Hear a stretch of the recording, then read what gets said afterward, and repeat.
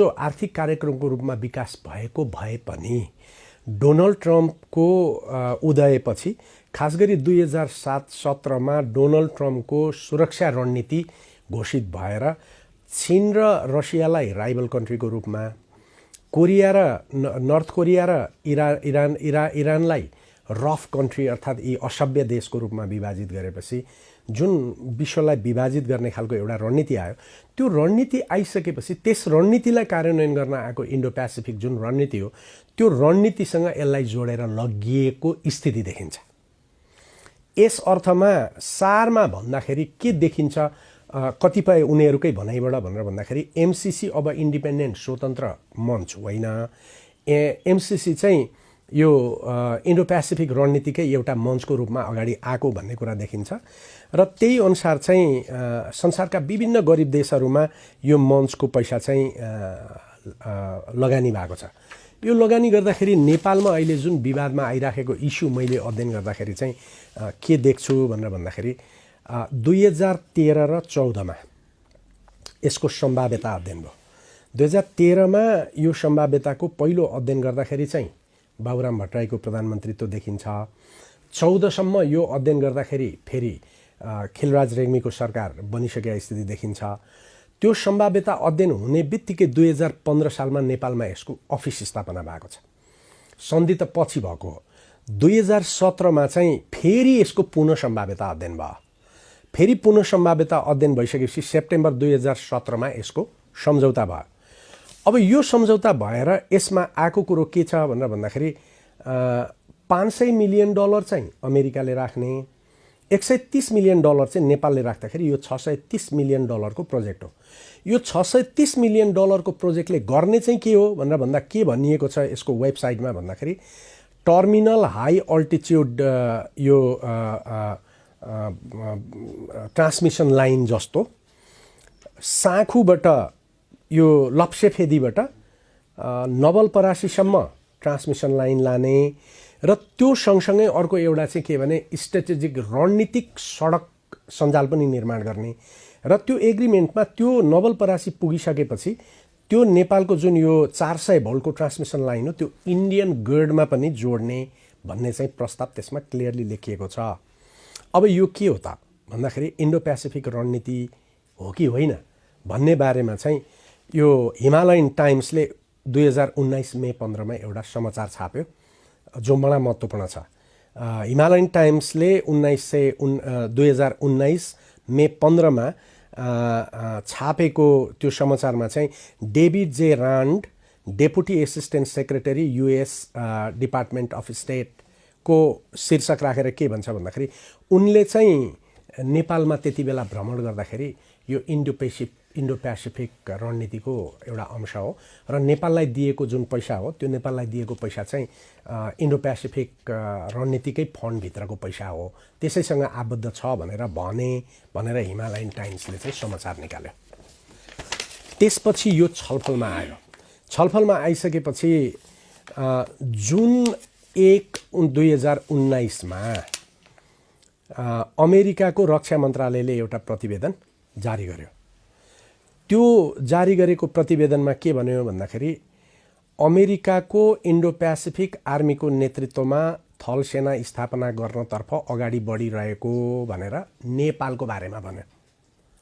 जुन नेपालको रिपोर्ट नेपालको बारेमा लेखेको रिपोर्ट छ नि त्यो रिपोर्टमा चाहिँ के भन्यो भनेर भन्दाखेरि नेपालसँग चाहिँ इन्डो पेसिफिक एलायन्सको जुन एउटा भूमि सेना हो त्यो भूमि सेना निर्माण गर्ने बारेमा चाहिँ दुईचोटि कुराकानी भएको छ भनेर त्यो रिपोर्टमा लेखिएको छ। त्यो रिपोर्टको आधारबाट अब अहिले हेर्दाखेरि यो इन्डो पेसिफिक रिजनमा यो जुन अहिलेको जुन अपरेसन एउटा भइराखेको स्थिति हो त्यो अपरेसनमा चाहिँ यो पैसा आउनु चाहिँ योसँग आबद्ध नभई आएको होइन भन्ने विभिन्न खालका कमेन्टहरू चाहिँ देखिन्छन्।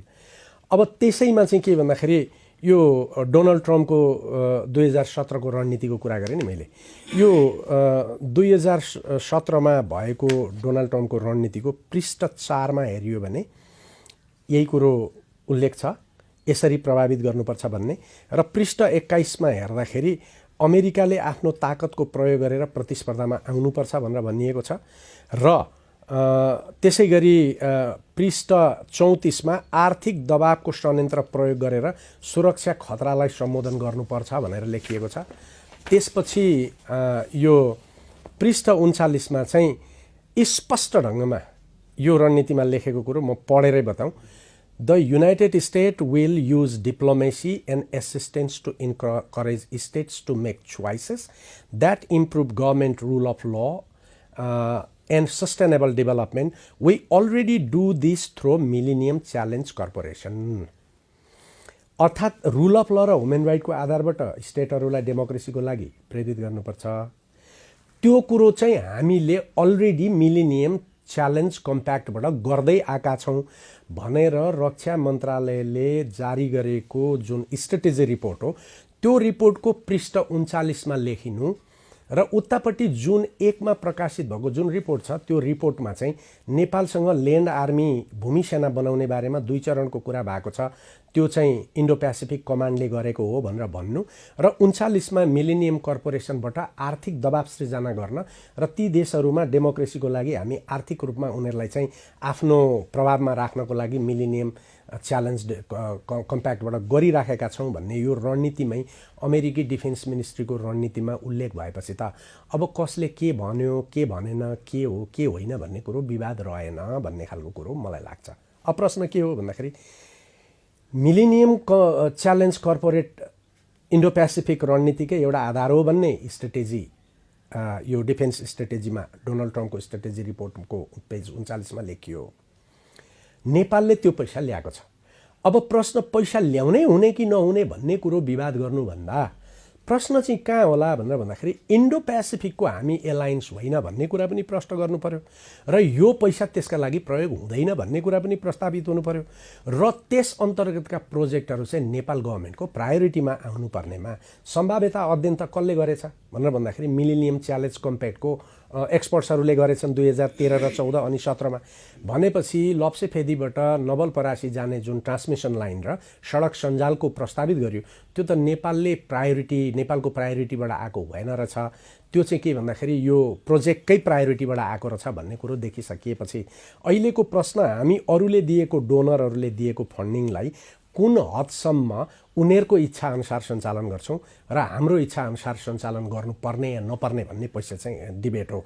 र प्रश्न यति मात्रै के भन्दाखेरि थुप्रै कुराहरू छन्। त्यस्तै free and open Indo Pacific issue for Congress भनेर यो अक्टोबर 3 2018 मा एउटा चाहिँ भएको जुन सम्मेलन थियो त्यो सम्मेलनमा पनि यो इन्डो पेसिफिकसँग जोडिएको छ। New India US partnership in Indo Pacific peace prosperity and security शीर्षकको यो हेरिटेज फाउन्डेसनले गरेको जुन रायसेना डायलग छ रायसेना डायलगमा पनि यो कुरो उल्लेखित भएको छ।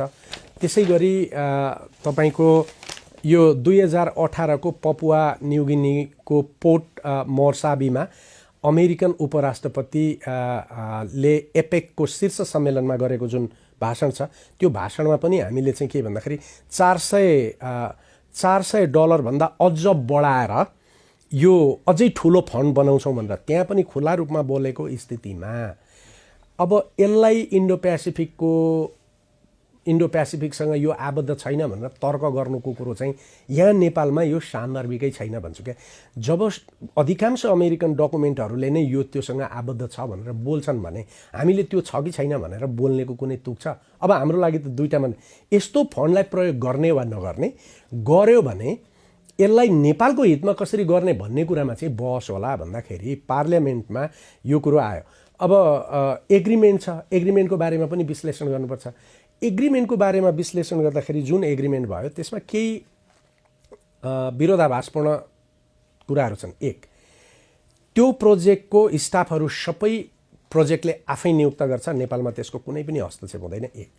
दुई, त्यसको यो प्रकरण 5 मा स्पष्ट के भन्छ भने यदि नेपालको कानुन र यो एग्रिमेन्टको व्यवस्था बाजियो भने त्यो कानुनलाई व्यवस्थापन गर्नुपर्ने वा संशोधन गर्नुपर्ने कुरा नेपाल गभर्मेन्टको दायित्वको रूपमा उल्लेखित छ। 130 मिलियन डलर नेपालको फन्ड पनि यसभित्र प्रभावित छ, तर त्यसको अडिट चाहिँ नेपालको महालेखा परीक्षकले गर्न पाउँदैन। इन्डिपेन्डेन्ट यो लेखा अधिकृतले त्यो चाहिँ मिलेनियम च्यालेन्ज कर्पोरेसनको अफिसले ओके गरेको मान्छेले मात्रै वा फर्मले मात्रै गर्न पाउँछ, त्यो कुरो छ। अब 130 मिलियन नेपालको पैसा पनि उसले अडिट गर्न पाउने भन्दा त सोभरेन्टीमा अलिकति असर हो भन्ने कुरो त्यहाँबाट देखिन्छ।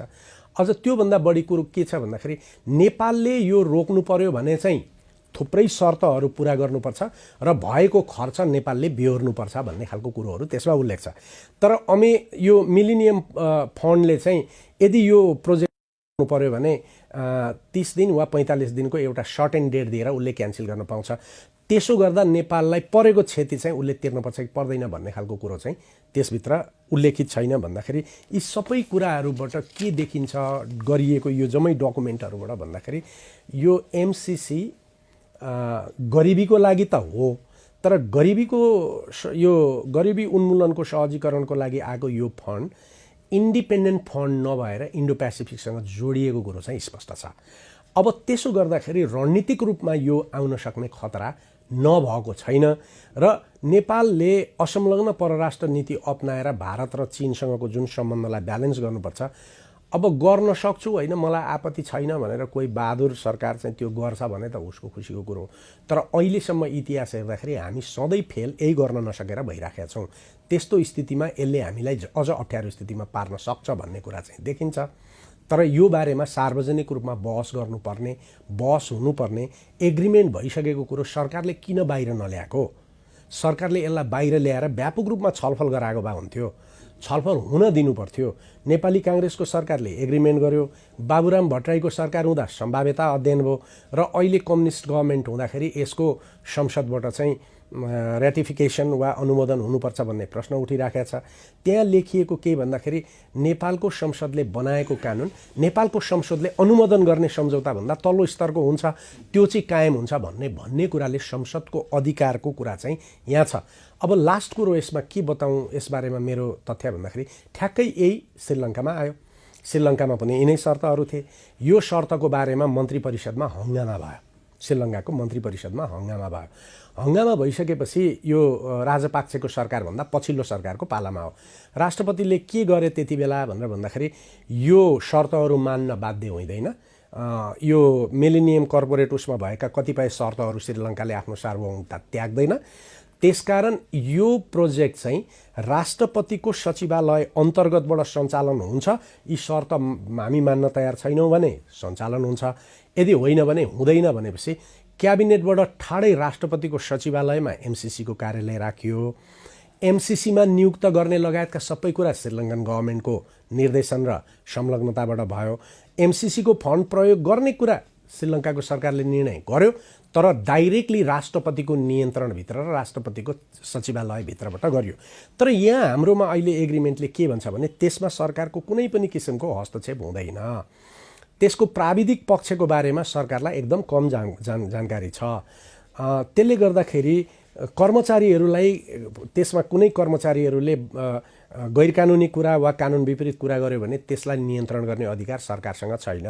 त्यो फन्डको सही तरिकाले सदुपयोग भयो कि भएन भनेर जाँच्ने अडिटको प्रणाली पनि सरकारको नियन्त्रणभित्र छैन।